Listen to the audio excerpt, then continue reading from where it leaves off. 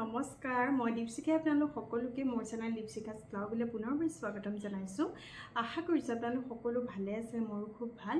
আজি পুনৰবাৰ আপোনালোকৰ কাৰণে এটা খুবেই বেছি ইফেক্টিভ ৰেমেডি লৈ আহিছোঁ। আজি কোনো মই স্কিনত লগোৱা বস্তু দিয়া নাই।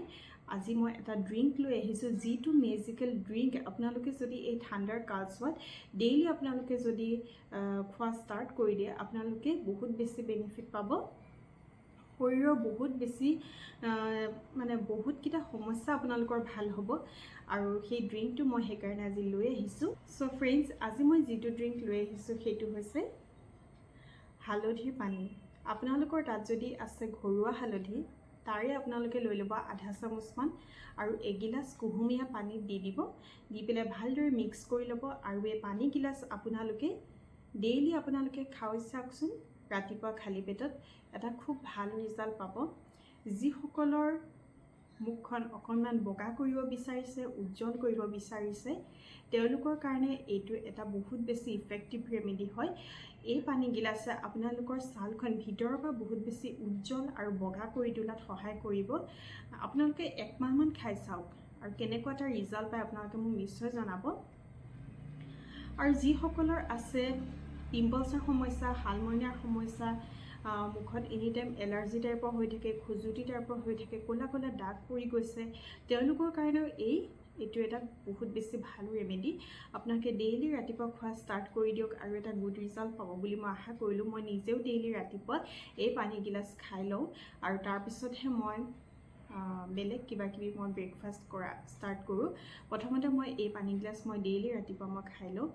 আৰু আপোনালোকৰ তাত এতিয়া যিহেতু ঠাণ্ডাৰ বতৰ, গতিকে ঠাণ্ডা দিনত আপোনালোকে সপ্তাহত অন্ততঃ 4-5 দিন খাব পাৰিব।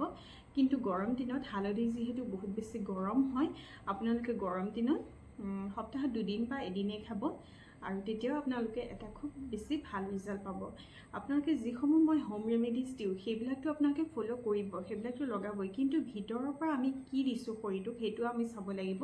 ভিতৰৰ পৰা আমি কি খাইছোঁ, ভিতৰৰ পৰা আমি যদি জাংক ফুড, ফাষ্ট ফুড বা ভজা পোৰা এইবিলাক যদি আমি খাই থাকোঁ, আমাৰ স্কিনখন নিশ্চয় ভাল নহ'ব। আমি শৰীৰটোক দিব লাগিব কিছুমান ভাল বস্তু, তেতিয়াহে আমাৰ স্কিনখন ভিতৰৰ পৰা গ্ল' কৰিব, ভাল হৈ থাকিব সদায়। আৰু এই পানী গিলাচত আৰু বহুত বেছি বেনিফিট আছে। তাৰে এটা হৈছে আজিকালি যিকোনো ধৰণৰ ভাইৰেল ইনফেকশ্যন হৈয়ে থাকে, কাহ, চৰ্দি, ডিঙিৰ বিষ, বা আমি জানো কৰোণাৰ কথা শুনিছিলোঁ কেতিয়াওতো শুনা নাছিলোঁ। আৰু যিসকলৰ ইমিউনিটি ছিষ্টেম বহুত বেছি ষ্ট্ৰং হয়, তেওঁলোকৰ এইবোৰ কেতিয়াও নহয়। গতিকে এইবিধ যদি আপোনালোকে পানী ৰেগুলাৰলি আপোনালোকে খোৱা ষ্টাৰ্ট কৰি দিয়ে, ইমিউনিটি ছিষ্টেমটো বহুত বেছি ষ্ট্ৰং হৈ থাকিব। লগতে কাহ, চৰ্দি, জ্বৰ এইবিলাকতো আপোনালোকে বহুত বেছি বেনিফিট পাব আৰু শৰীৰটো সদায় ভাল আৰু সুস্থ হৈ থাকিব। আৰু আপোনালোক যিহেতু মোৰ পৰিয়ালৰে সদস্য আৰু ময়ো বিচাৰোঁ আপোনালোক সদায় ভাল হৈ থাকক, সুস্থ হৈ থাকক, আৰু সেইকাৰণে মই আজি ড্ৰিংকটো আপোনালোকৰ কাৰণে লৈ আহিলোঁ। কাৰণ মই এই ড্ৰিংকটো মই নিজেও সদায় খাওঁ আৰু বহুত এটা ভাল ৰিজাল্ট পাওঁ মই স্কিনৰ ক্ষেত্ৰত। আৰু আশা কৰিছোঁ মই যাতে আপোনালোকেও খুব বেছি ভাল ৰিজাল্ট পাওক।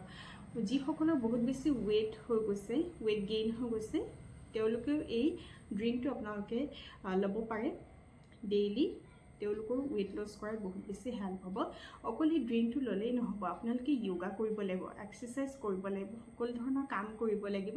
তেতিয়াহে আপোনালোকে স্কিনত বা নিজৰ হেল্থত আপোনালোকে এটা খুব ভাল ৰিজাল্ট পাব ফ্ৰেণ্ডছ।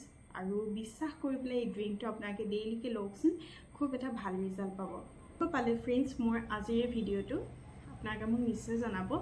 যদি মোৰ আজিৰ ভিডিঅ'টো ভাল লাগিলে মোক প্লিজ লাইক এটা কৰি দিব, মোক কমেণ্ট কৰিব, মোৰ ভিডিঅ'টো শ্বেয়াৰ কৰি দিব আৰু মোক ছাবস্ক্ৰাইব নিশ্চয় কৰিব ফ্ৰেণ্ডছ। কাইলৈ পুনৰ আহি আছোঁ এটা নিউ ৰেমেডি লৈ। আজিলৈ বাই বাই।